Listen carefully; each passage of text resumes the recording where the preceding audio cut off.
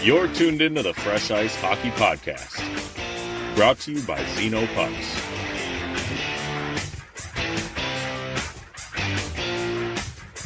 Here are your hosts, Andy and Brian Matusi.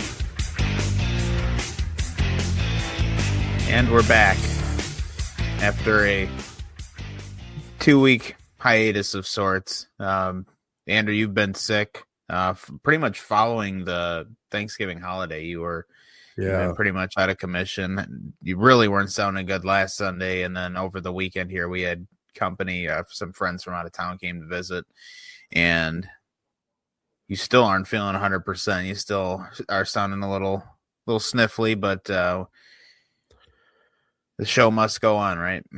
Yeah, I mean, I'm better than I was last week. Last week was so bad that I was out of work for 3 days. And I am not one to call off of work when I don't feel good, but it was pretty bad. And come to find out, one of my coworkers actually had whatever it is that I have. He had the exact same thing because he was out a couple days last week too. But yeah, it was pretty brutal, man. I finally just got my voice back for the most part. Like I'd say probably Saturday night. So I mean, at least it's good enough that we can at least get a show going now. But yeah, last week I was miserable. Yeah, well, it's good to be back, and it's good that again, functionally, you at least feel better. I mean, looking at you last week, you looked like hell, to be totally honest. But yeah, that's how I felt. Yeah, so I mean, definitely the last few days you've been doing better, but yeah, still fighting off whatever you're dealing with. So hopefully that gets better for you.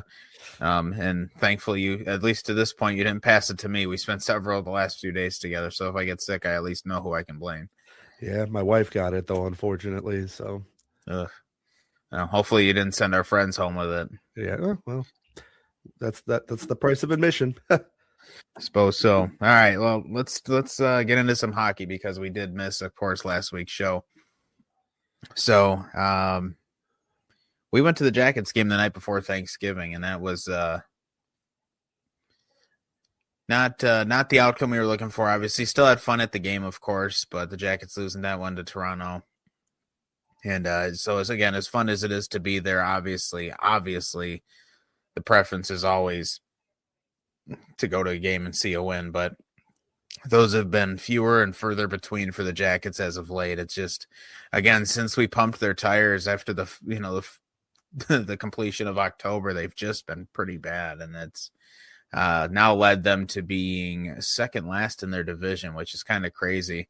I also think, and again, we're not talking big point spreads yet still, but Jersey, who's been without Jack Hughes, is now tumbled down to the bottom of the Metro as well, losers of their last 5, and they're 3-7 in their last 10. So things are getting rough in Jersey right now without Jack Hughes. It just is not going right. But for us with the Jackets, again, being there for a Jackets loss, the team is just continuing to have issues with goal scoring, and like the game of the other night against the Panthers, like they can't keep anything out of the net. Neither goalie's been particularly good, and it's just the game we were at, while it was low scoring, I mean, the amount of golden opportunities they had that they did not convert on was just frustrating. And again, it just speaks volumes of the seemingly now endless list of issues this team is all of a sudden having.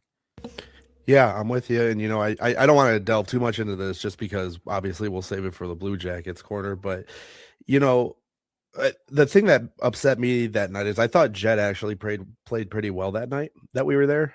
So yeah, they needed to get him some damn goals. Yeah, but I mean, especially with as bad as Toronto had been, to even let that game get to overtime with the amount of opportunities that they had that game. It was just frustrating the way it played out.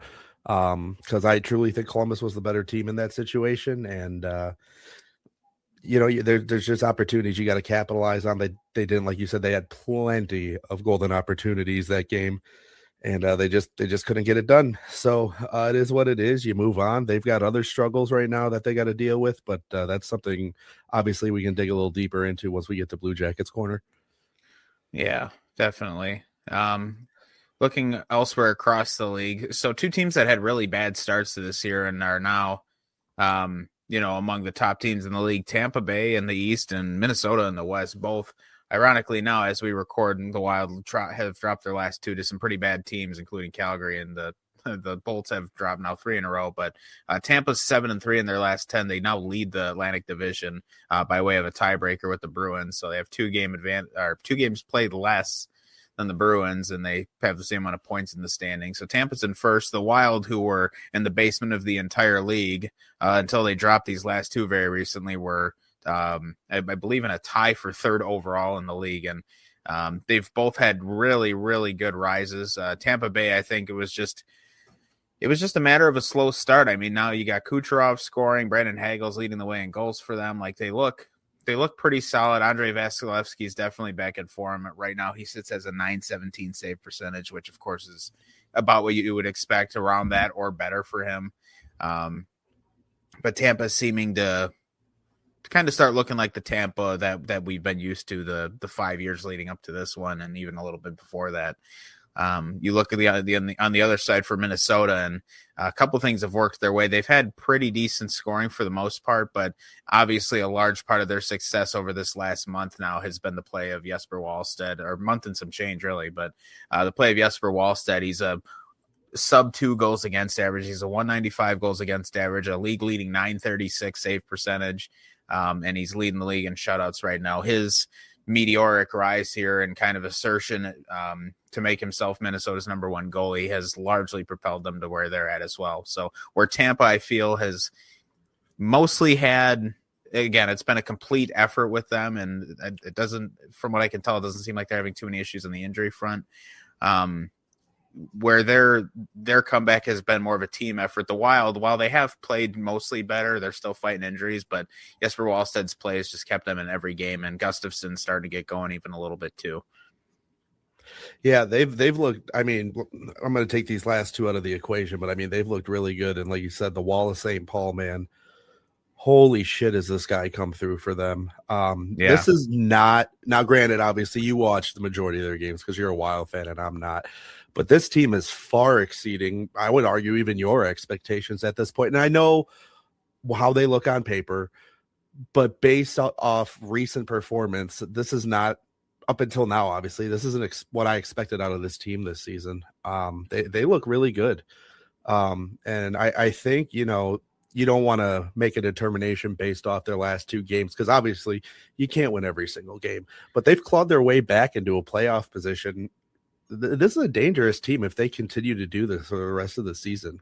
Yeah, as far as overall skill, the team's about what I expect. Again, a very common theme with the Wild the last decade has been they cannot stay healthy. Marco Rossi is again injured.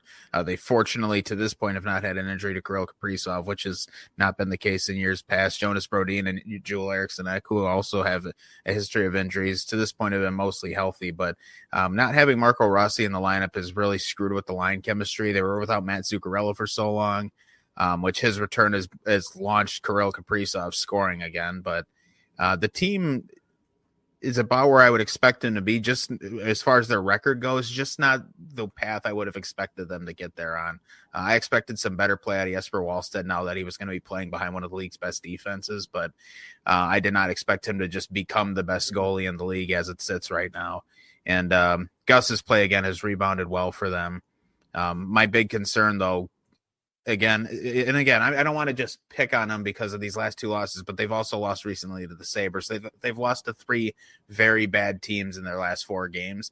And so that's my big concern, is coming off a hot streak, and it's almost like they're going to get cold now. So I'm curious to see how they handle Seattle tomorrow or tonight.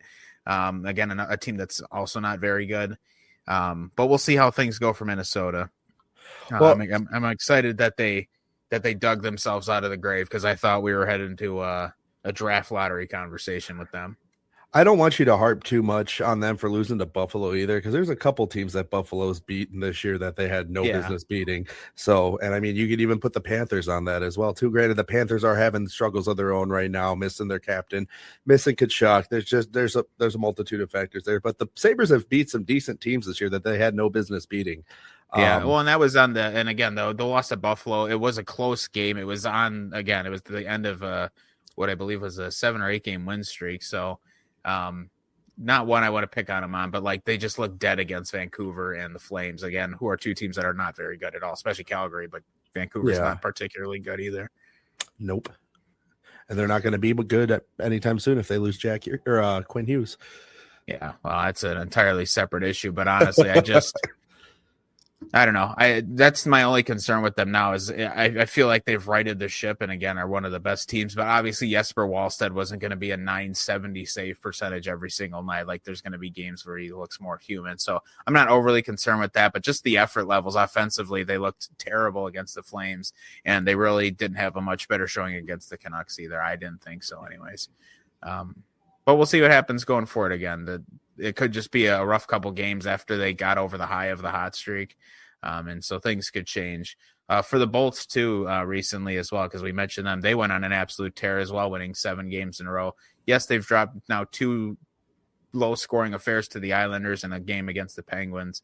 But, I mean, they look more like the Bolts. Like, they don't look like a poorly coached mess out there. And I don't even like to use that phrase with them because John Cooper's a good coach, but they were just so blah the first month. It just felt like they were never going to get out of the rut they were in. But I mean, in the last month now, they've gone on a 5-game win streak, or in the last month and some change, they've gone on a 5-game win streak and a 7-game win streak. And again, they're first in the Atlantic now. So another team that this is more what you would expect out of Tampa Bay anyways, but another team that did not let their really slow start get the best of them.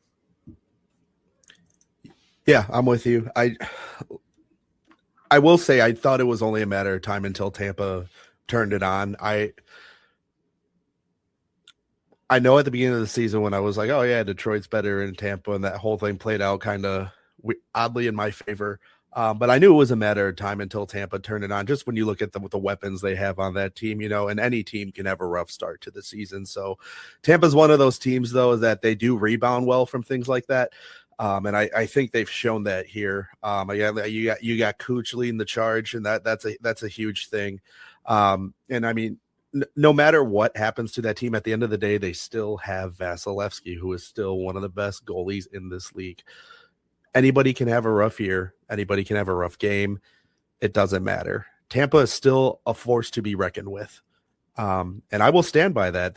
They're a good team, and that's one of the reasons that I can't stand them is because of how much of a thorn in the ass they can be with how good they are.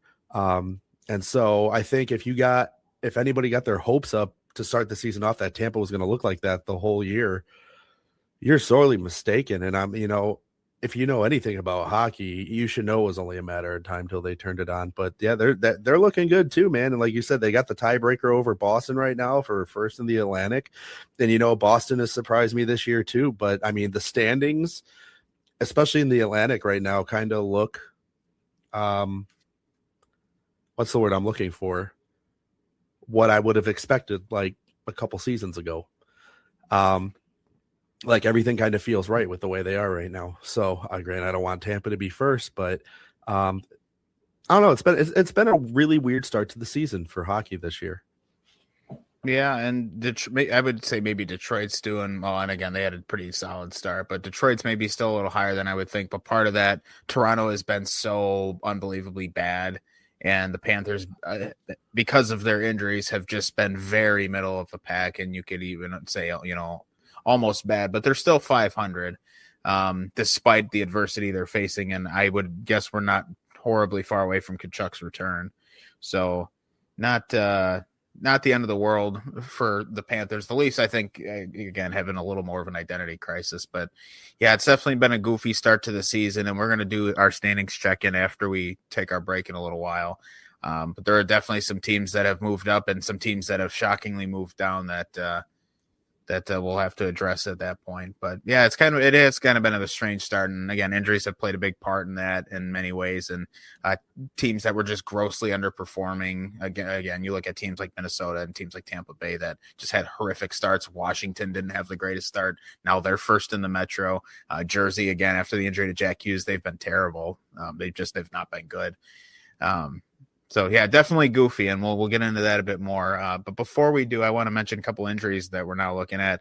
Tyler Seguin for the Dallas Stars will be done for the year with a ACL injury. So brutal way for a season end. Always hate ACL injuries like that because again, it's just essentially it's a certainty that your season's over. And again, for a team like Dallas, who's loaded up, fully committed to going for it every single year, losing one of your more capable centers is an extremely tough blow, and that sentiment's going to be echoed by the Utah Mammoth, who will now indefinitely be without Logan Cooley after he slammed his knee into the goalpost in their game the other night as well. So things, couple of really nasty injuries. Again, Cooley might be coming back before the end of the year, but Sagan for sure done for the season with that ACL injury. So really tough blows. A couple of really good players on some really good teams, and certainly not what you want to see. Especially in a young season like this where there's still so much to play for.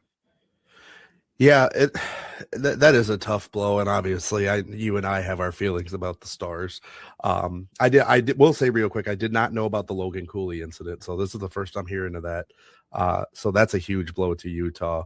Obviously, we wish him all the best in his recovery. That's a scary injury. But losing a guy like Tyler Seguin to a team that's, like you said, loaded up every year, ready to try and run it all the way as much as they can. Now, I said this about Jersey, and it kind of came back to bite me in the ass, but I can confidently say this about Dallas. Dallas is a good enough team that they can still persevere through this loss. Yeah, well, Jersey is too. They just aren't for whatever reason. Well, that's what I'm saying, but I don't think Dallas is going to do what Jersey has been doing. I think Dallas is just going to keep plowing through. I really am not worried about Dallas, and Stars fans really shouldn't be either. Yeah, it's a huge blow. I can kind of relate with my team not having their captain right now, but I mean, there's a multitude of other things missing there. The Stars are otherwise still, for lack of a better term, stacked. Like they're still dangerous. I think the scenarios are different too. I mean, not only for Jersey is like Jack Hughes' injury is a perfect example. For Jersey, it sucks because that's your number one player, and that's complete. And again, top line player, number one player, like that screws up line chemistry. Again, you're physically missing the points that he produces, whether he's scoring or assisting on them. Like losing your top player like that is an absolutely crushing blow. And again, as good as Jersey is, they're clearly just not up to the task right now. Where with Dallas, Tyler Seguin isn't Tyler Seguin of 10 years ago, where he's one of the hot young players in the league. I mean, he's still a very effective hockey player, but again, with the extremely consistently good performance of a player like Mikko Rantanen, the scoring is going to be there. Jason Robertson, who I think is overperforming right now and just riding a really big heater. I think he'll eventually cool off, but at least in this stretch, he's playing like among the best players in the league. So you just keep rolling with the hot hand. I do think you're right in saying that Dallas is very well equipped to weather this storm. And again, getting over the loss of a center is always difficult. But if there's a team if there is a team well equipped enough to do it, it's probably this one. Yeah, I'm going to stand by that. I will be shocked if that goes any other way, honestly. Yeah, Utah concerns me with the Cooley injury because they're a pretty good team, but losing their best scorer, that's going to be one that's going to be hard for them to kind of stomach. Clayton Keller, again, is their scoring leader as far as points go, but again, he gets so many of his points setting up Cooley, so it's like that's a team where, and I've dunked on their god-awful goaltending all year, and for good reason, too. It's not good. In fact, sorry, I just slammed my mic stand.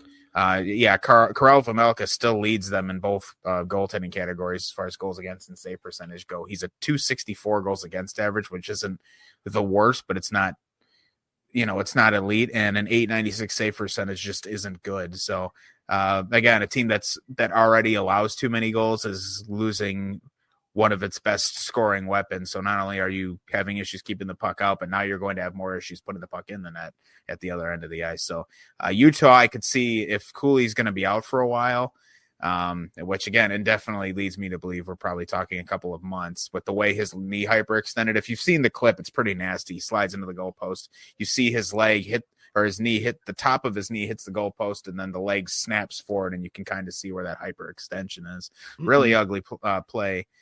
So assuming he's going to be out for a while, I just don't know if Utah's got the horses to stay in this race. I know Chicago's is right behind them, but Chicago's been having a lot of struggles lately. The Jets haven't been especially impressive lately. St. Louis and Nashville will never catch up. I think their seasons are already doomed. But even still for Utah, even though those teams aren't necessarily breathing down their neck, maybe, they're in a spot where they're likely going to be fighting for a wild card spot. I mean, you expect Colorado and Dallas to continue to be good. Minnesota, if they can stay even remotely consistent, should be probably that third spot now with the way they look with Wallstead. And then in the Pacific, you have to watch out for guys chasing you like, Anaheim and Vegas seem to be a lock for those top two spots, but you're going to have that LA, Edmonton, and apparently now San Jose, since they decided to start winning. Like, you're going to have that mix of, those teams chasing you down, trying to hunt those wild card spots. So I do have some concerns as far as Utah goes. So do I, but I also had this mentality pretty much all season that they're just one slip up away from the season just being nothing for them. So now I don't consider this a slip up. Obviously, there's not much you can do about it, but to my point, I think this is where the ship slows down for them. Yeah, I think so. I think that's probably an appropriate take on this again. And now if he's only gone a month and he comes back, then I think that they can probably right the ship. But again, I do think you're right that they're walking a fine line where, and it's not like they did anything wrong here. It's just, that's the roster they have. It's not elite enough yet. And it's not deep enough like a Dallas where you lose a key player and everybody's going to be able to step in and bridge the gap there. Utah just doesn't quite have that yet. And it's not a mismanagement issue. It's not it's nobody's fault. It's just, that's the state of their roster right now. Mm-hmm. And so we'll see how this goes. Again, if Cooley's only out a month, way different conversation. But if he's not coming back till the middle of March, just given what's around them competition wise, it's really hard to see a path forward for them into the playoffs. Yeah, I'm with you.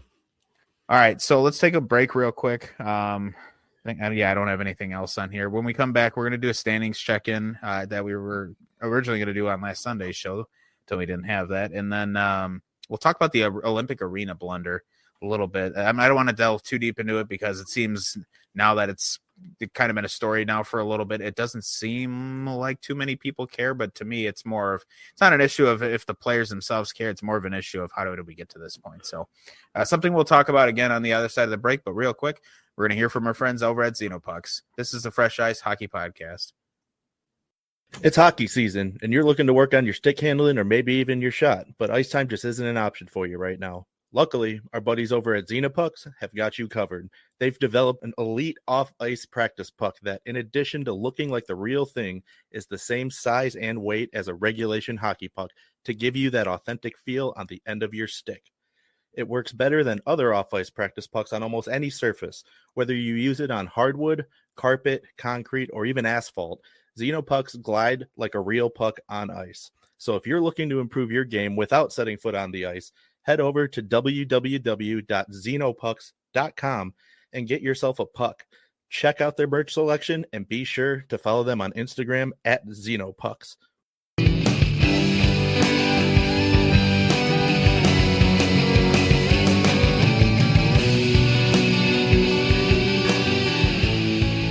Okay, so as I mentioned before the break, it is now time for us to do our monthly standings check-in. So what's funny is most of the show I feel like has been talking about the standings, but now we're going to spend a whole segment on it here and kind of really check on the state of the league because this is a vastly different chart than we had, at the start of November. But let's just start in the East. We'll start in the Atlantic Division, and we pretty much open the show with this.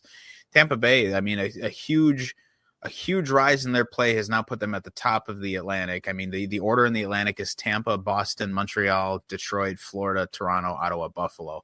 Now, as is tradition on this show, we won't even talk about the Sabres because it's just not worth anybody's time. But they're looking at the other 7 teams in this division. Again, Tampa has been on such a heater now, excluding the 3 losses they just have had in a row here, but they've taken this division back over. The team is looking really comfortable. Like this, they look like a well-oiled machine again. And the Bruins, who I think have mostly exceeded expectations out of the gate, seem to be staying consistent enough where I think it's a safe pick to put them in a playoff spot, barring something catastrophic. I think Jeremy Swayman's play has been a large part of the reason that they've kind of returned to form in many ways. And again, we knew he wasn't going to have a season this year like he did last, just with all the factors they had with the contract going into last season. I mean, it seemed obvious that there would be a return to form here, but his play's been really good.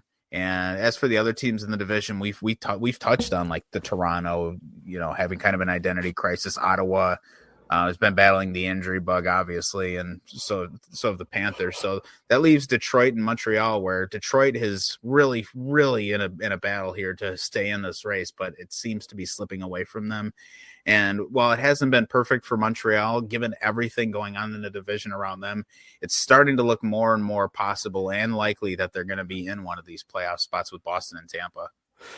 I don't disagree with you at all. I mean, we talked about this at the beginning of the season. I mean, at this point, I think I actually had them maybe just missing, but they look great this year, and it pains me to say that. But yeah, they're really good. And I would love a good Boston and Montreal first round matchup. I mean, obviously we are not even halfway through, but boy, I would love if the season ended with those two teams slated for a round one matchup. That would be, I'll take any round matchup between those two teams. That would be great. It's always great when those two teams play each other. It's always an aggressive game or series. There's nothing I would love more. The Bruins, got to give them credit. They look good this year. Morgan Geeky's having a career year with Boston. It's just, I mean, the goal scoring's there this year, and so is like you said, with the goaltending. They're just looking better and better. And I mean, I'm happy for them. Obviously, with last year's struggles, and they kind of had an identity crisis last year and the year prior. Honestly, I would say since Berge retired, they've kind of had an identity crisis to an extent, and it seems like pieces are finally starting to fall into place for them. I think Marco Sturm has been a terrific fit for them as a head coach. He's very well respected by the fans, by the player. Everybody loves him. So I think that's a good fit for him. And they're looking good. And unfortunately, if you're a Bruins fan, at the same time the Bruins are looking good, so is Montreal. Yeah. One positive the Bruins can take out of their situation, though, is that really rough injury to Charlie McAvoy. Yeah. It seems like he's getting closer and closer to returning to action, so we'll see what happens there. But he should be back with any luck before the Olympic break, but it seems like he's getting closer and closer each day. He himself is saying he's feeling better, so hopefully that's a good sign for the Bruins, who really lean on that top pair really lean on those top two defenders, Lindholm and McAvoy. Yeah, absolutely. And I mean, that was a huge blow to that team, but I mean, they overcame it too. I mean, they haven't looked bad since he's been out.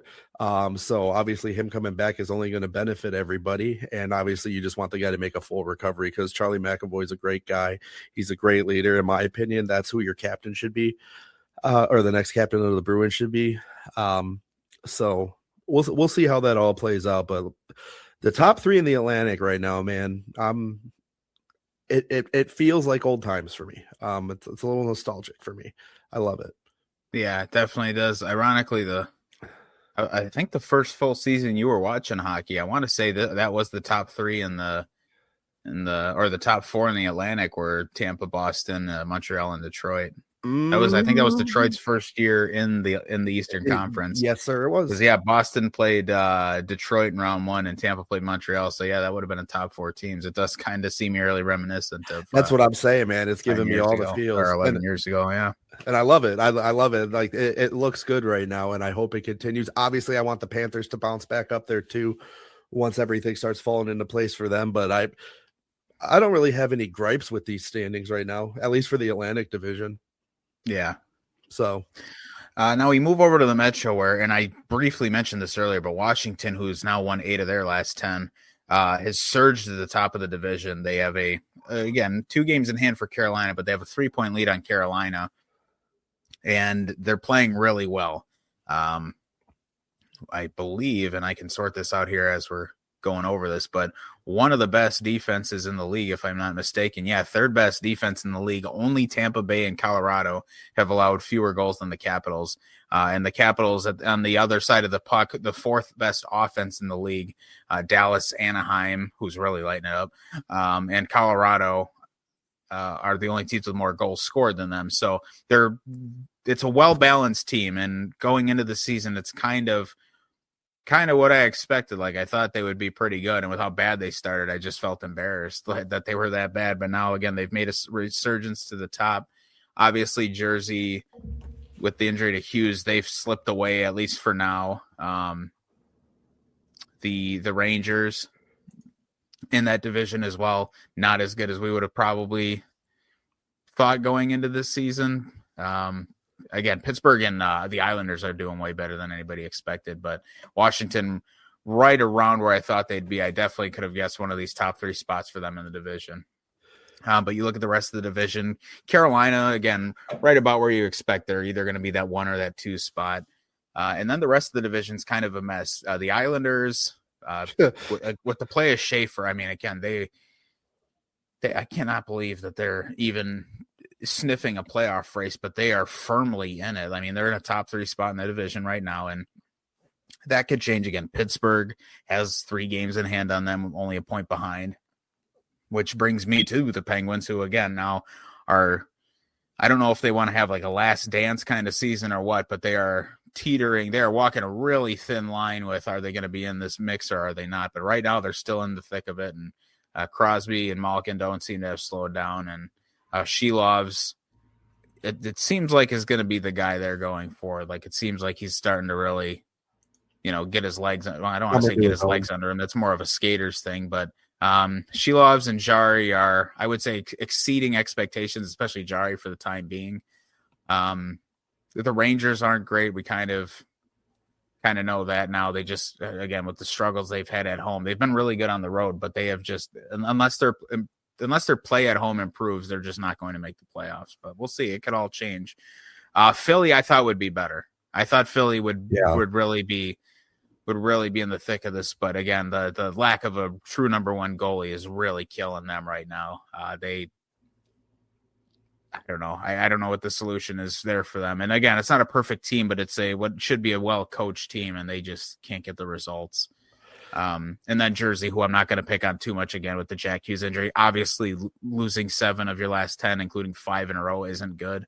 But they're in the thick of it, and it's still early enough in the season. And again, these point spreads for the standings are so thin, they can jump right back in it. Yeah. Before I give my 2 cents, one thing I just want to point out real quick, or just give my 2 cents on is, with Pittsburgh, and you can advocate for me on this. All I did was whine and moan about how good Pittsburgh was, as did the majority of the NHL for all those years with Sid. But right now, man, I want to see what they can do with us being as close to the end of Sidney Crosby's career as we are. And he's looking good this year, and the Pens are exceeding expectations. I am pulling for them.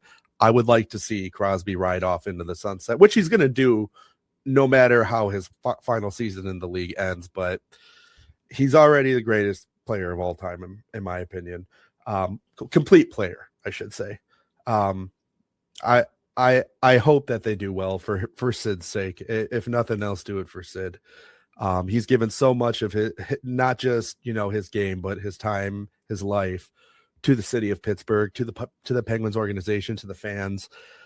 I think it's only fitting for the guy to go out on top, and so that's what I'm hoping for.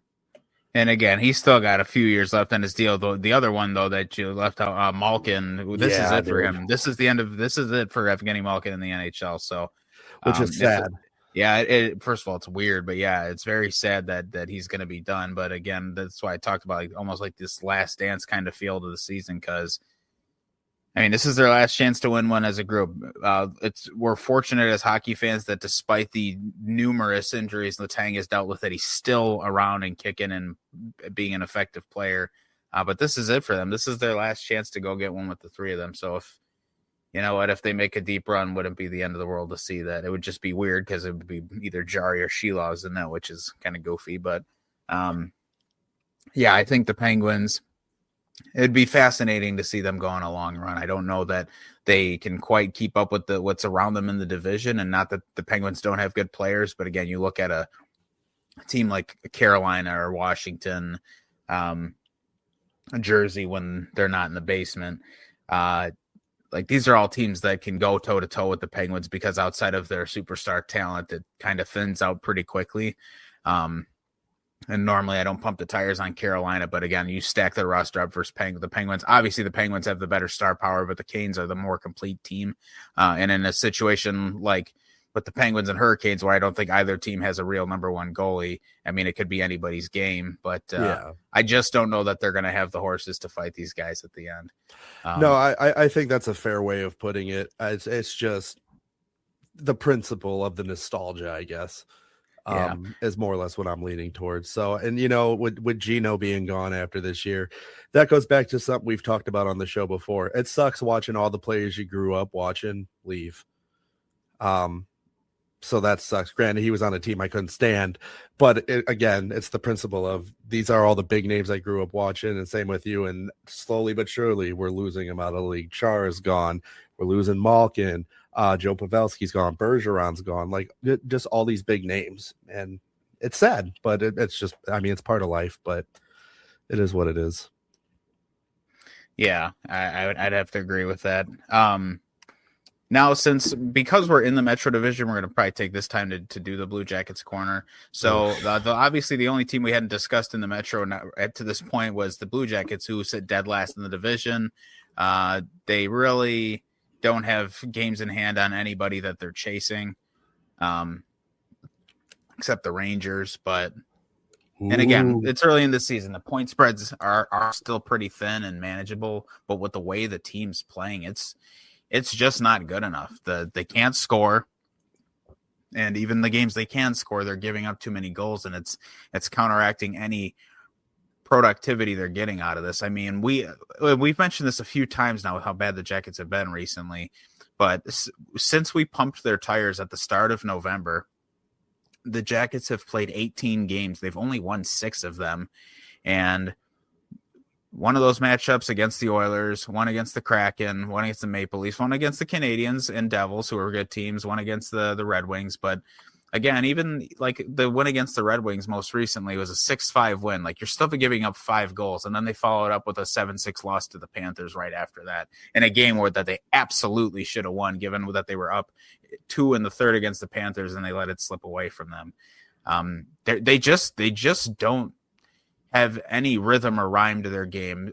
Part of this stretch of losing 12 of 18 includes 2 separate 4-game losing streaks. And right now they've lost their last 2. And tomorrow they have a matchup in Carolina against the Hurricanes.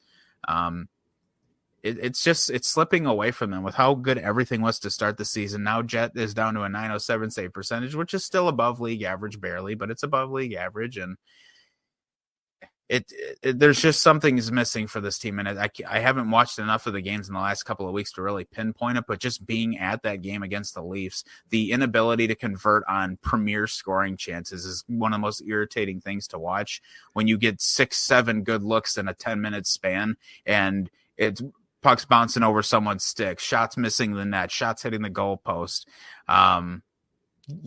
too much puck handling or trying to corral, a bouncing puck. And again, it's all stuff you have to do in order to convert on a scoring chance. Like, you need the puck to settle down so you can shoot it clean.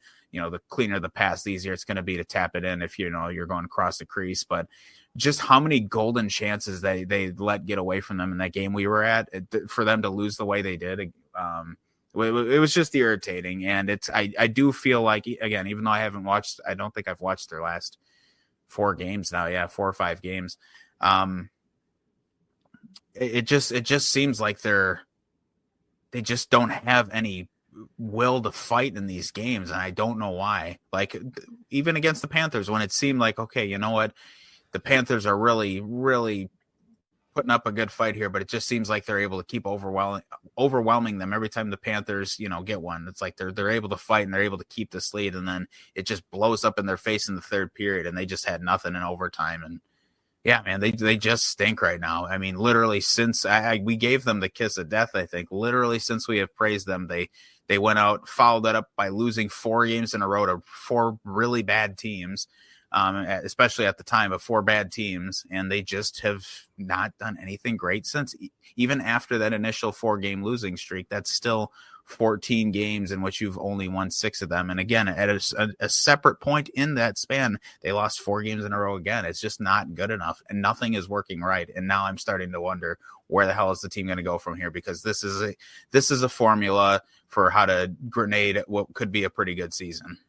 Yeah, it's frustrating, man. But you said one thing that I was going to say, and I'm glad you said it, is I don't know what the missing piece is here. But I mean, to me, there's multiple, but I don't know what they are. This team has just looked dead on that game against Florida. That game was terrible on both sides. For both of those teams. I don't even know why they played that game with goalies. I mean, looking at the score, you wouldn't even think they did. Take that out of the equation. This team, like you said, it's almost like we gave them the kiss of death. I don't know what happened, because this team, you look at it on paper, should not be as bad as they have been. But failure to capitalize on premier scoring opportunities is going to destroy your team. Your goaltending is, I don't know what's going on here. Look, I know Jet Greaves and Elvis both are better goalies than what we've been seeing. We've seen Jet play out of his absolute mind, especially at the end of last season. We know what Elvis is capable of when he's locked in. He's one of those guys, though, where he's hit or miss. Like, he's either locked in or he's just Swiss cheese. And now Jet's starting to show remnants of that.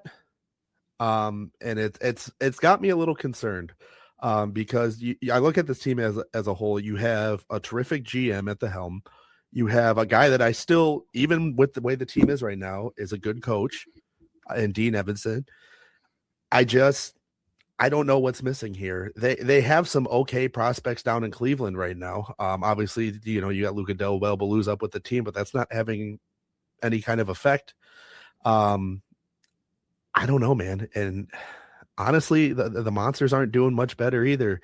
Like, it's an organization thing. I don't know what's going on, but it's concerning when you have a team that's largely unchanged from last year, and we saw what they were capable of last year to where we are right now. I don't know where to point the finger.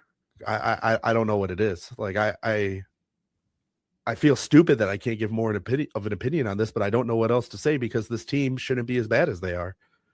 Well, at a certain point, and again, it's always the easy scapegoat, but for me, I start to look at the coach. And for me, normally this is just a low-hanging fruit, and it's the easy choice. But consider the fact that, first of all, I watched Dean Evanson coach the Milwaukee Admirals for, the better part of what was half a decade or four seasons, something like that. And while the team was always very good under him during the regular season, they won no playoff series under him. He gets the job in the NHL coaching for the Wild for a few seasons. And the Wild were going through a tough transitional period. Obviously, they bought out Parise and Suter during his tenure. And I don't know that he ever really had the proper shot with a well put together team. I mean, at one point, I think their number one center was Victor Rask, centering Kirill Kaprizov's line. So there were certainly some dark days there. But again, it always just kind of felt like he was, on most nights, it felt like he was the second best coach out there. And when there's only 2 teams on the ice, that's not good. And so he's gone to Columbus, and yes, they all banded together last year against the adversity they were facing. But this year, it just, they're a way better team on paper this year. And there's just no results for them to, that would complement that mindset, like, at all. They're just a mess, and I'm starting to wonder if it's a coaching issue, because, like I said, again, not that he had the best roster in Minnesota, but it did feel like he was frequently getting out-coached.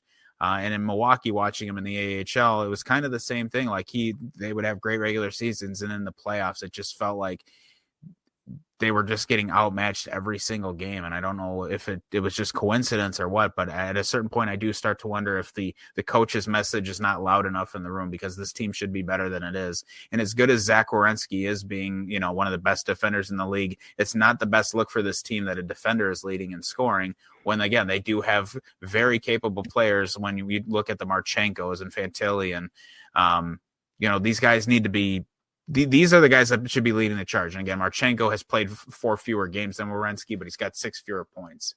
Like, he's right around point a game, and he's probably where he should be. But everybody else, Fantilli, I'd still like to see more out of him. Monahan's been pretty good. Cole Sillinger, I think I was hoping to see a bigger step forward this year. That hasn't happened. And they've just been kind of ho-hum throughout the rest of the lineup, where last year so many guys it seemed to have career years. And we knew that wouldn't happen this year. But again, with a better overall team on paper, you don't need that. But right now, they're just not getting the fucking results that they need in any way. Yeah, and it's aggravating. And, I think you brought up a good point where, I still, I believe Dean is a good coach, but, at the same time, maybe you're right, because we can't put a finger on anything else. Maybe you're right. Maybe it is a coaching issue. I don't feel like I'm at liberty to make that judgment call. But I think you very well could be onto something with that. When it's hard to point the finger at any other, one particular solution. Yeah, you argue the coach is the easy scapegoat, but maybe that's what it is. I don't know where to go from here, because like you said, on paper, this team should be good. And well, go ahead. I was just saying, and they haven't been. It's been lackluster, would be putting it nicely. Well, I think the rest of this month will really determine. First of all, obviously, I think it'll determine the fate of the team, whether they're going to be in the playoffs or not. I think we'll have a pretty good idea after this month if are they going to come back and be for real, or is the mess that they are now just what they are? So we'll see when that comes along, but I think we're going to move along here because, again, at this point, there's not much more to say. They've just been bad, and there's no way around it. Mm-hmm. Let's move over to the Central Division, where, again, as we expect, Colorado, first of all, still the best team in the league, the best offense and the best defense at this point. They finally lost a second game in regulation, but they're still 21-2-6.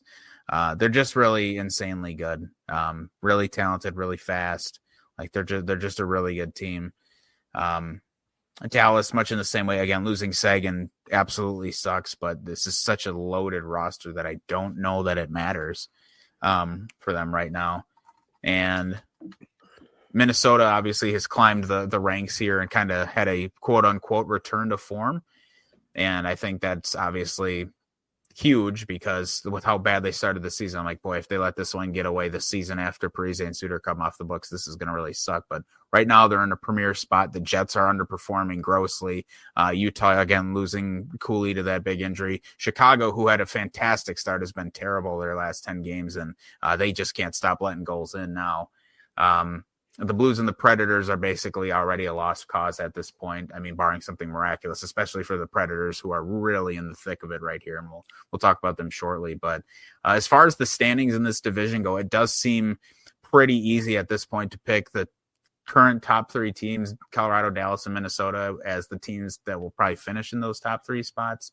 Again, there could be flexibility there. The Jets could turn it back on. Utah could get Cooley back quickly and turn it back on. And you never know, but I think at this point we're getting pretty close to saying this is kind of what the division's going to be. It's those top three teams and then just kind of a mix of everybody else. I just can't believe the fall off that the Jets have had. And Chicago to a lesser extent. I mean, Chicago, it surprises me less, but it's just crazy how bad they've been. Yeah, and like I said, the Hawks had been impressing me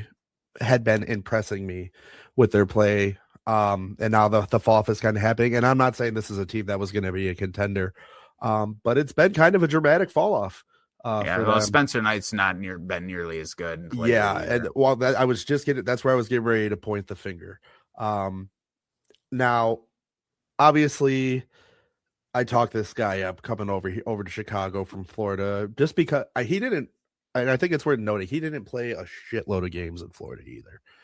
But the games he did play, he did look good. So I was like, I know what this guy's capable of. And he has shown with Chicago what he is capable of.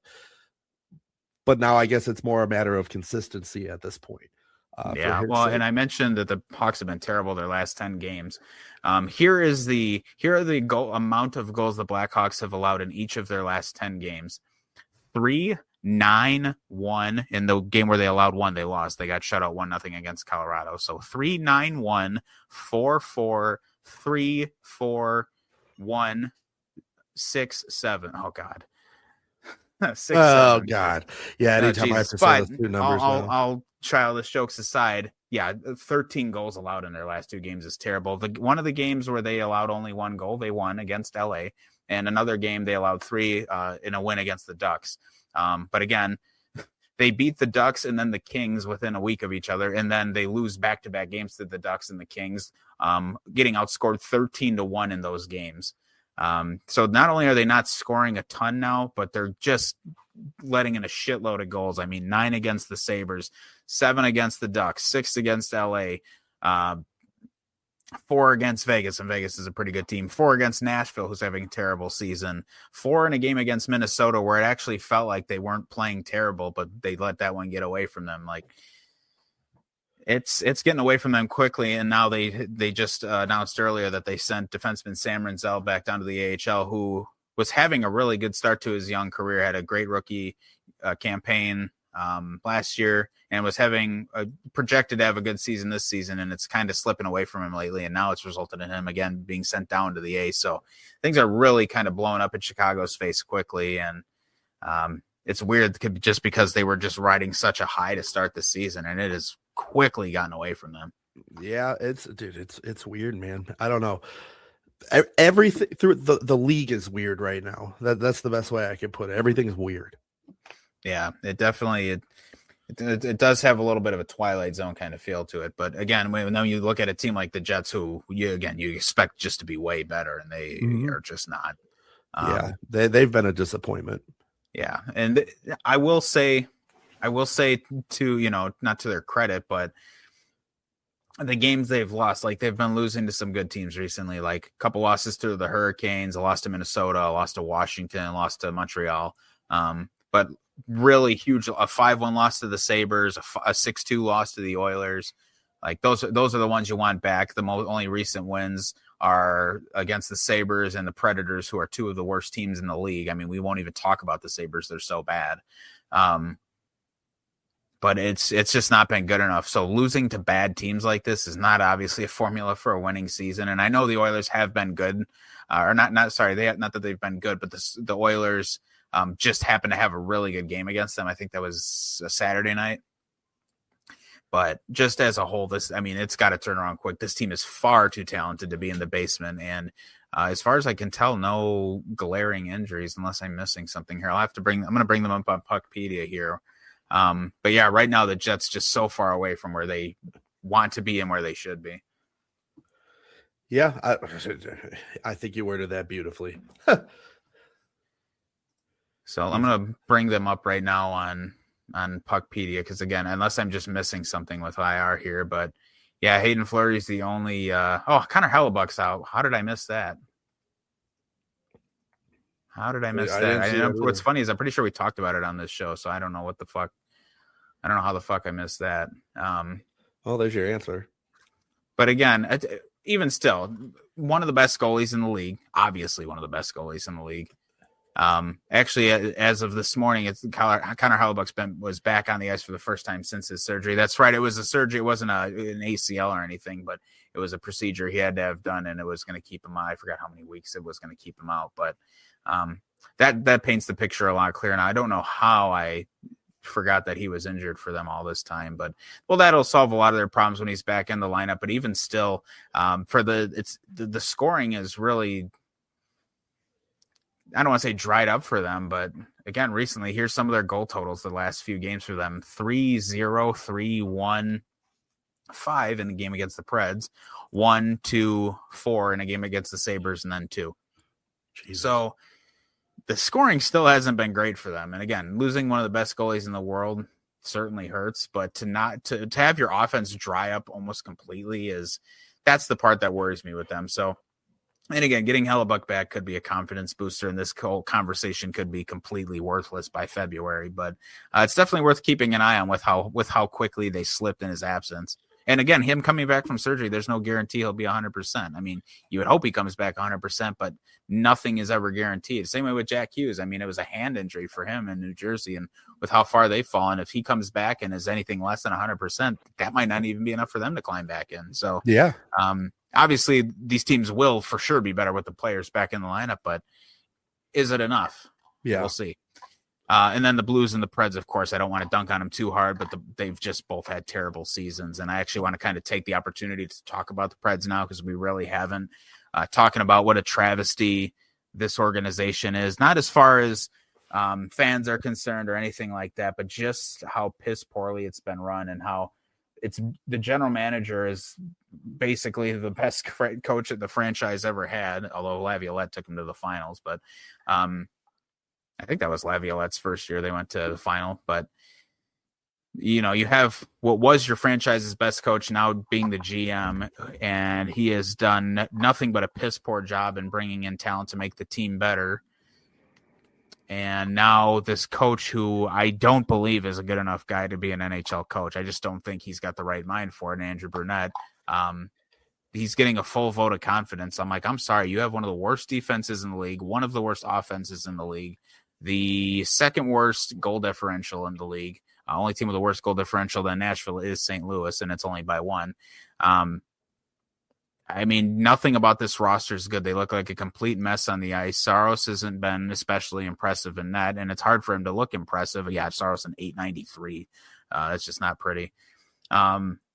There's just no structure to their game. I mean, this isn't even the same team as it was, you know, half a decade ago. It feels like it's just an entirely different group with no identity and a goalie who on the nights where he isn't elite, they're just getting filled in. Yeah. I don't know where the Preds even start. I mean, I know where they should start is firing the coach and the GM, but neither of those things appear to be happening. And I know it's kind of a cheap narrative to pick at because when Trotz made those moves for Stamkos and Shea and Marchessault, everyone's like, oh, hell yeah, this is the best team in the league. Well, clearly the chemistry didn't end up being there. Stamkos has been a shell of his former self. Marchessault, mostly the same. Shea is still a pretty good defender, but I don't think he's yielded the results they wanted. It's gone bad in every way that it can.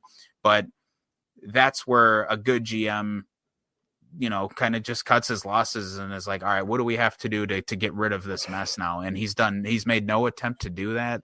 And when his coach has clearly failed this organization now the last couple seasons, he's apparently has no plans to hold him accountable. And if I'm a Preds fan, that fucking terrifies me. Yeah, I've been saying it since they brought him on. Andrew Brunette has no business being behind the bench for any team, but let alone the Preds right now. I think, again, we always say the coach is the easy scapegoat. I think it is blatantly obvious. The first thing you need to do to start the track to righting the ship, fire Brunette. Get him out of there. Well, and the Preds don't, at least in my eyes, they don't have any especially like there's no like I know obviously they have high hopes for Brady Martin's career because they drafted him so high this past offseason, but they don't have any real like blue chip prospects, like any number one like superstar guy beyond Martin. I mean, it's pretty bleak right now for them. Like Luke Evangelista, who is a pretty good player, is not what I think they were hoping for. I mean, the kid scored 50 goals in juniors. I don't think they were expecting 50 goals in the NHL, but you would like a 30-goal player, at least with somebody of Luke Evangelista's skill level. And instead, right now, he's 4 goals through 27 games. He's got 19 points. I mean, his playmaking ability is unquestionable for sure. But yeah, just his scoring ability. Outside of like O'Reilly, who's been really good, there's just nothing here. Stamkos, 11 points in 28 games, and he's a -10. Marchessault, 8 points in 23 games. He's a -13, which is a nightmare. Brady Shea, 7 points as a defender, of course, but 7 points in 28 games. And again, for Shea as a defender, being a -15, that's a nightmare. Just nothing about this team is impressive. Its best 2 players, O'Reilly and Forsberg. I mean, O'Reilly, obviously on the back 9 of his career, 21 points in 28 games for a two-way center is pretty solid. I mean, those are good numbers. But Forsberg, again, who's elite as he is, 19 points in 28 games. You'd think you'd see a little more out of him. There's just nobody that does anything good. The only player with double-digit goals on this team is Philip Forsberg, who has 10. And then O'Reilly has 9, and Stamkos and Matthew Wood have 8. And then it is an absolute chasm of depression in the rest of this entire lineup. And it's the same thing if I go to the goaltending. I mean, the goaltenders are both so bad. Eustace Annunen, 851 save percentage. Jussi Saros, 893 save percentage. They're just both bad. There's nothing good about this lineup. And again, if I'm a Preds fan, I'm sick to my stomach when Trotz gets up there and has the biggest vote of confidence for his coach. Yeah, I'm with you, man. I think this is the most poorly managed team in the league right now, and I mean from the top on down. I I mean you got to start. You got to fire the coach, and honestly, I think it's time to get Trotz out of there too. Yeah. That's just, I mean, right now this team is doomed, and the fact that they're even selling tickets to games is mind blowing to me. I think the one thing they have going for them is that it just is a great place to watch hockey. They're an absolute dumpster fire. But like I've always said, Andrew Brunette has no business being a coach in the NHL, and the only reason he ever even got any kind of vote of confidence from anybody is because he took over for Quenneville of the Panthers with a Panthers team that essentially was coaching itself. And they were winning games. Granted, they were almost all come from behind wins, but this guy didn't show he didn't demonstrate any leadership capabilities. Like I said, it was pretty much the inmates running the prison, for lack of a better term, when he was in Florida. It just made him look good. So I think his true colors have shown now. I think, I do like Barry Trotz, but I don't think he's cut out to be a GM. So, yeah, definitely a better coach. Yeah, all right, obviously. I think most of the issues we've spoke about with Nashville could be echoed for St. Louis as well. I just think that for St. Louis, actually, the scoring's even worse. They don't have a single player that has at least 10 goals. They don't have a single player that has at least 9 goals. Their highest goal scorers are Jake Neighbors, Jordan Kyrou, and Dylan Holloway. All each have 8 goals. They don't have a single player on their roster with 20 points, which is hilarious. Robert Thomas leads the way with 18. The goaltending for the Blues, Joel Hofer, 893 save percentage, which is not good, and Jordan Binnington with an 875, but he's night and day. Some days he's a 950 save percentage goalie. Some days he's a 750 goalie. Right.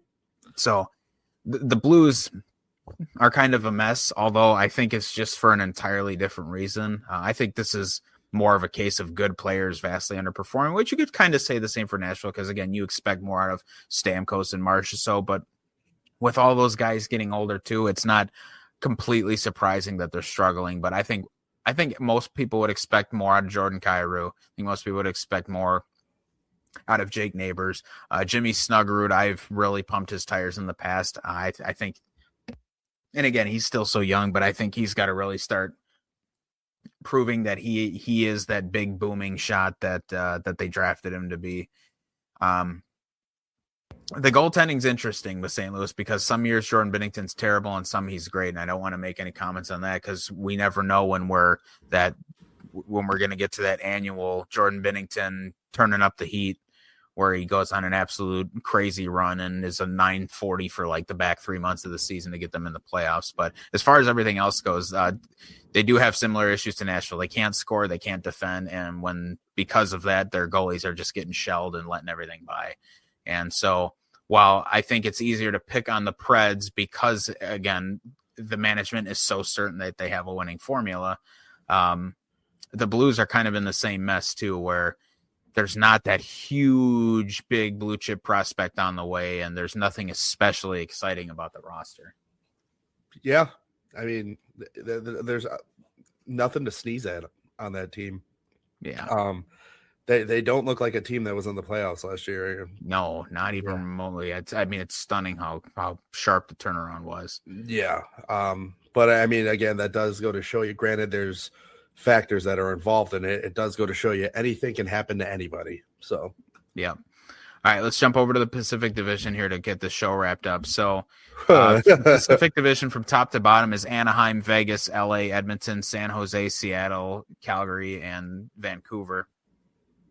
Vancouver and Calgary, we're in dark days with them right now. And Seattle, who again had a pretty good start, but now they've lost 6 of their last 10, including 5 in a row. I mostly want to take this time to focus on the top 5 teams in this division. As I previously mentioned, I think in the Central, it's pretty obvious those top 3 spots: Colorado, Dallas, Minnesota. I think those may end up being the only 3 spots that the Central sends to the playoffs, because I think the Pacific might suck some of these up here. So we'll start at the top here with Anaheim, who under Joel Quenneville and the play of, the enhanced play of guys like Leo Carlsson, they've taken a huge step forward this year. They just look confident in their game. There's a lot more structure to it, which you would expect from a Joe Quenneville coach team, but most nights they clearly are the better team on the ice. I think Lucas Dostal, despite the fact that his numbers are way lower than what you would think his would be, I think that just is speaking volumes about the fact that this team can score pretty much at will. I mean, they've got the second best offense in the league.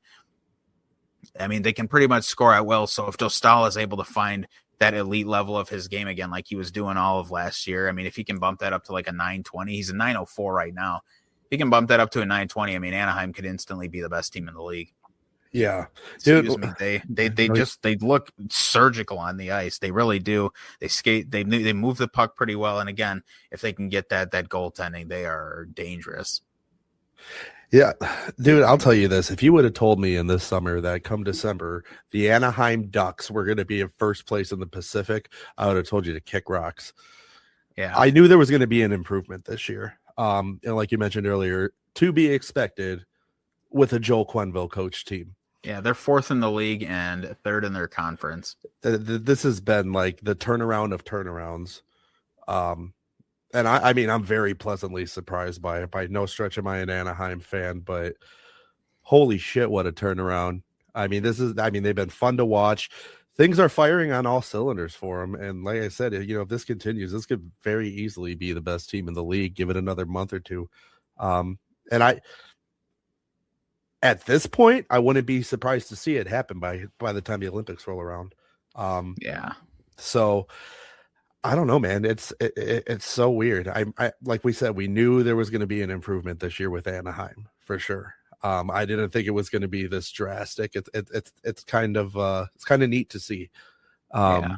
Well, I mentioned off the top, Leo Carlson, again, leading the way for scoring with them. 16 goals, 22 assists. That's 38 points in 29 games. But they have made out like bandits with Cutter Gauthier, with the trade that they made to get him from Philly. 33 points in 29 games for him as well. I mean, he's just lighting up the score sheet night after night. Troy Terry's over a point a game, 30 points in 29 games. Back at Seneca, who everybody was kind of like, why the fuck did they take this kid third overall? He's 24 points in 29 games. And for a second year, I think this might be his first full season if he's going to play all year. I don't believe he played the entirety of last season. Now I have to bring this up and see if I can find his spreads for last season. But again, this player, it's his second year in the league, and he's already showing like he might have been, even though he was taken third overall, like he might be one of the steals of the draft because nobody had him going that high. And he is he's one of the premier playmakers on one of the best offensive teams in the league. I mean, you got to give credit where credit's due there. Chris Kreider is still scoring at a really high click too, 13 goals in 25 games at, I think, 35 or 36 years old. Mason McTavish is scoring really well. Jackson Lacombe is contributing on both ends of the ice too. He's becoming a really good playmaker in his own right as a defender. So much is clicking for the Ducks. And again, that's with Lucas Dostal at a 904. If he goes even up to like a 910 or a 915, yeah, buckle up. This team is nuts. And again, I think this all comes back to show you how good of a coach Joel Quenneville is too. Yeah, definitely. Not that there not at least I'd like to think there was nobody out there doubting that, but well, there were people who had their doubts about Quenneville, but it was not for skill related reasons. Correct. Yes. But other stuff, which that kind of stuff was not usually what we talk about on this show. Correct. Which is why we haven't discussed Vegas and Carter Hart. And we're not going to. Yeah, we have no intention to, because it's all stuff that's in the past. It's all out of our control, and nothing we say would have any impact on anything. So it is not worth starting the fights and the BS by talking about it. I have my opinions on Anaheim hiring Quenneville and Vegas signing Carter Hart. But again, none of that matters. The reality is those guys are with those teams now, and it just is what it is. Yeah, there's not we're going to say that's going to change anything, good or bad. So, and actually, I just mentioned Carter Hart with Vegas. Vegas is the second team in the Pacific here who they finally got Mark Stone back from injury, which is a huge boost to their lineup. And after 4 tough losses in a row, they've now won 4 games in a row recently against the Sharks, the Blackhawks, the Devils, and now the Rangers most recently. They have a game coming up against the Islanders tomorrow. But again, Vegas kind of let things slip away a little bit with Mark Stone out of the lineup. Now they get him back, and it seems like they're starting to find their way. I don't want to say find their way. They've always had their way, but again, that chemistry is so much better with Stone in the lineup. He's such a driving force in that lineup, and such a big personality in that room. I mean, he is in so many ways the heartbeat of that team. So having him playing and being effective is everything Vegas needs. Obviously, Jack Eichel filling in every net he sees is extremely important too. But another thing that'll be equally important for this team is Aiden Hill's return to the lineup whenever he is able to eventually come back. Kira Schmid is just not a good enough goalie to be the number one. Obviously, Carter Hart's had a, small sample size, but he's been serviceable for them. So we'll see how all that kind of shakes out. I don't know. Again, I just don't know how long Aiden Hill is going to be out. That'll be the big question for them. That's a goalie, obviously, you've won a Stanley Cup with. He's capable of doing it.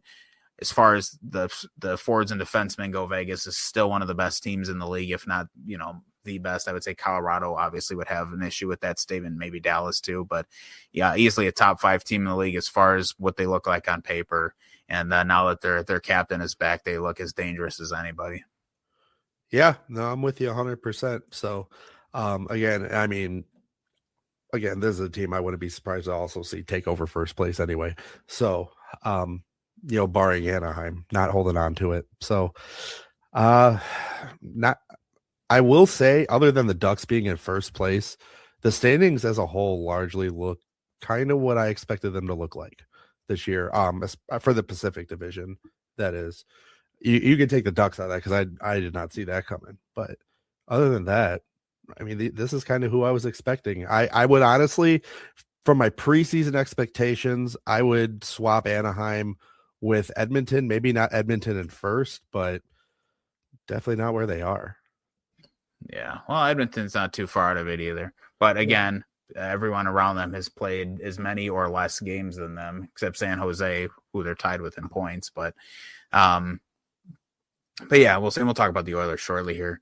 Next team on the list is LA, who have far exceeded my expectations this season. Still not the most potent offensive team, but certainly a team that is not incapable of winning games. Darcy Kemper's play has been very good again this year for them. He's a 914, right? Yep. He's a 914 on the season. Anton Forsberg has been terrible, 894, but LA still third in the Pacific Division.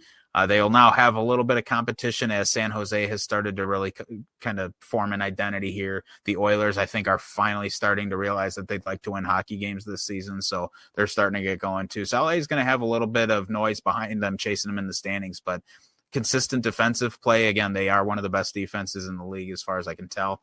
And Darcy Kemper's, again, a 914. I mean, that's well above league average. That's a very good goaltender with a number like that. So we'll see what happens for LA. Again, they far exceeded my expectations, but that low scoring offense could plague them. But at the same time, this is the exact franchise that won 2 Stanley Cups in 3 years and was in 3 straight Western Conference Finals. And they did it all on the shoulders of their incredible defense and goaltending. So if that's the formula that works for them, then that's what works for them. And for now, that it is. So why screw with what's working? Although I would still love to see them add a premier offensive weapon if they are indeed going to be competing with some of these big dogs that can score at will. I mean, within their own division, the Oilers, McDavid and Draisaitl, Vegas, Eichel, Stone, Marner, Hurdle, Barbashev, name them. Anaheim, Terry, Gauthier, Carlson, Seneca, like there's offensive firepower all up and down this division. Even the bad teams have good players. Well, except Seattle, they don't really have anybody. But like everybody else around LA has at least 1 or 2 serious offensive weapons, and Adrian Kempe has been very good for LA. But that's it. I mean, Fiala leads them in goals, but they just don't have that game breaker. And they used to be Kopitar, but and he's in his last season too. He's starting to slow down a little bit. He's still an excellent player, but he is not he just does not feel like an offensive threat on the ice compared to how he would have even 10 years ago. And I know he makes so much of his money being the shutdown center too, but LA's offense just doesn't scare me enough for me to still have any faith that they can make a deep run with this team. Yeah, I'm with you. I mean, it's one of those where it's like, yeah, they got to improve on the scoring, but at the same time, they did win 2 championships without the super elite scoring. Although you can argue bringing in Jeff Carter was adding elite scoring. So you could, yeah, but I mean, if it ain't broke, don't fix it. So yeah, I mean, like I said it earlier in the show. Anything can happen to anybody. So. Yeah. Now we'll take a look at the Oilers too, who again, it seems like maybe they've decided now they'd like to start winning NHL games. And I say maybe because they are starting to score more. It feels like, still not a lot of consistency. I mean, it seems like for every good couple games they play 1 or 2 or 3 bad ones.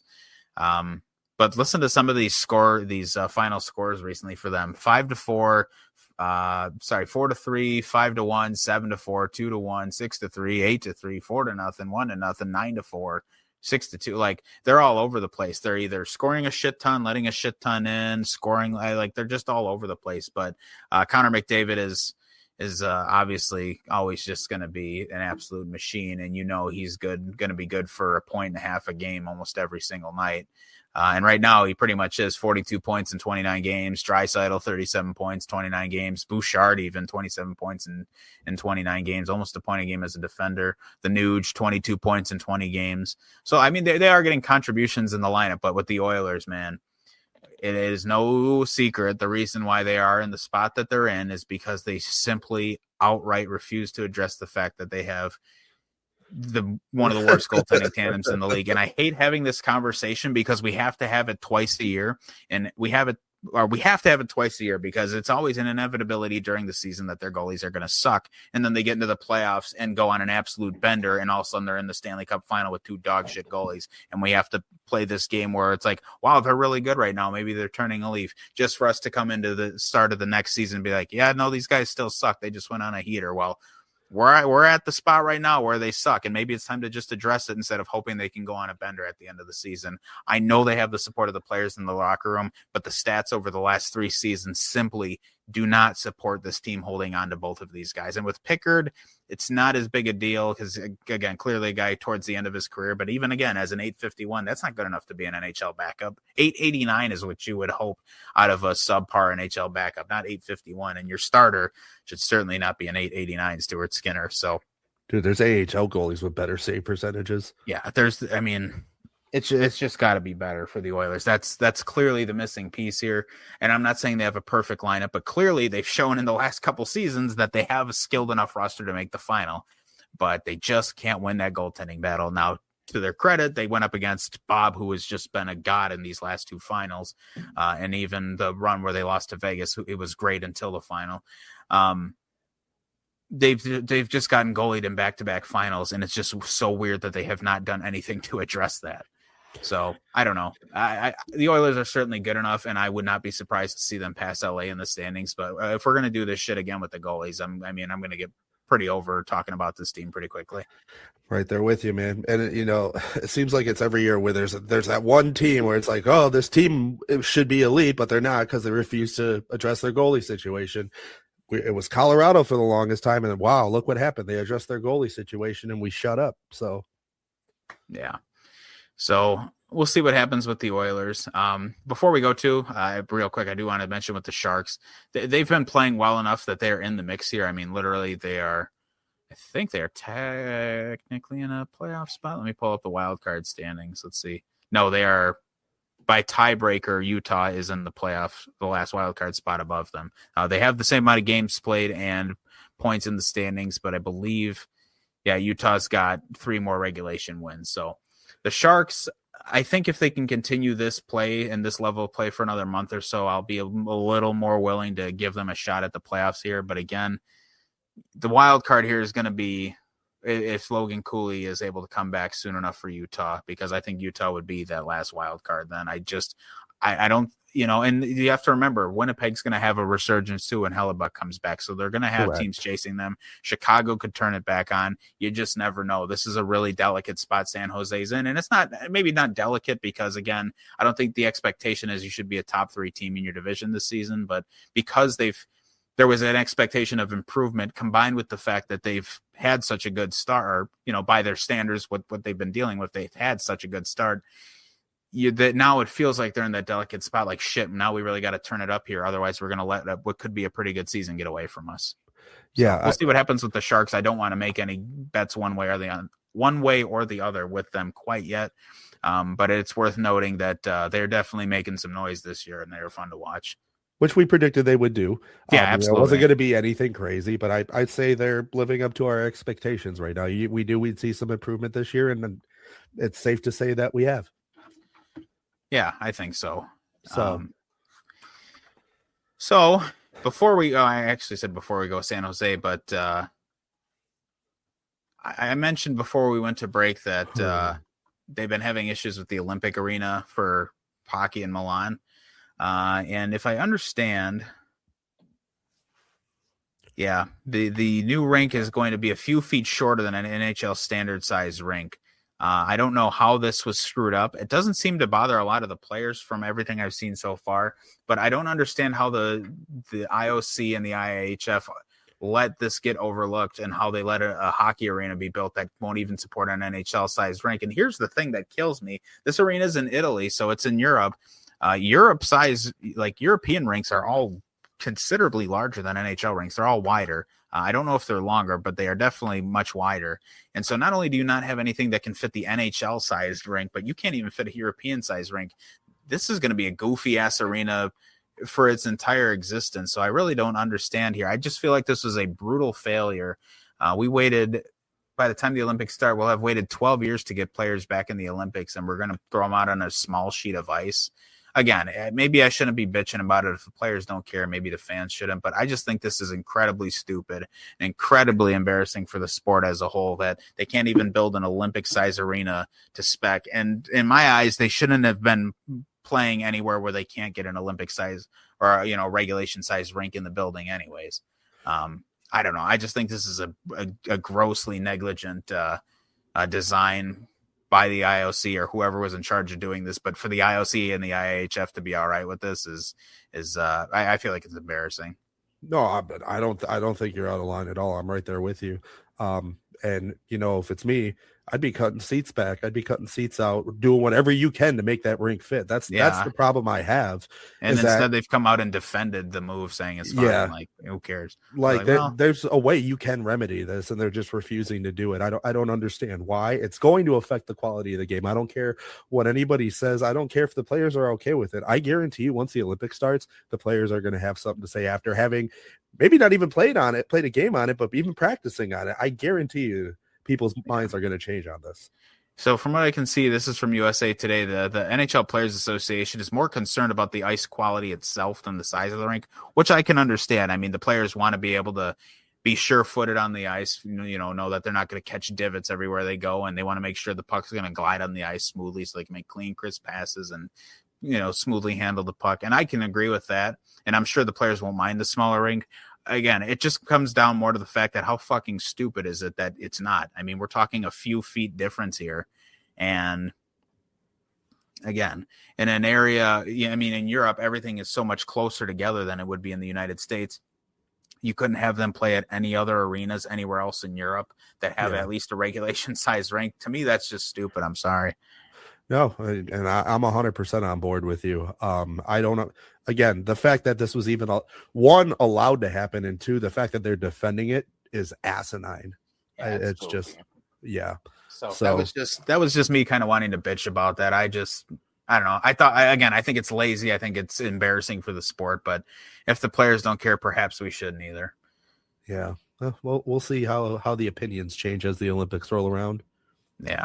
So, all right, folks. Well, sorry we missed you last week, but again, sometimes life and health get in the way, especially in these winter months in the Midwest where germs are flying everywhere. Nobody's safe. So we will again endeavor, to get a show out next week as well. I don't think we have any roadblocks that should stop us, but we also didn't plan to have any roadblocks stop us after Thanksgiving, and we did. So, yeah. So regardless, we again plan to be back next week and then continue the show as normal from there. So we hope you all had a great Thanksgiving holiday, and we hope with the holidays rolling around here, everybody is in a good mood and enjoying some good hockey. And if you're up north in the United States or Canada, hopefully you're staying warm in this cold weather we're starting to get now. But it was good to be back and record this one, and hopefully be excited to get back and record again this coming Sunday. Yeah, we'll be back in the swing of things. I apologize for getting sick. Obviously, I had no control over that, and I didn't just blow you guys off either. Like I said, I was out of work for more than half of the week last week as a result. So it wasn't just like, oh, I had a little cold. Now I was feeling pretty shitty. So, but like I said, I'm on the mend now. This is like day 10 of it, so I'm kind of over it. But I'm on the mend now, and back to your regularly scheduled programming from here on out. All right. Well, good to hear that. So, all right, everybody. Thanks as always for tuning in. Thanks to Xenopucks for sponsoring our show. We will see you guys next weekend.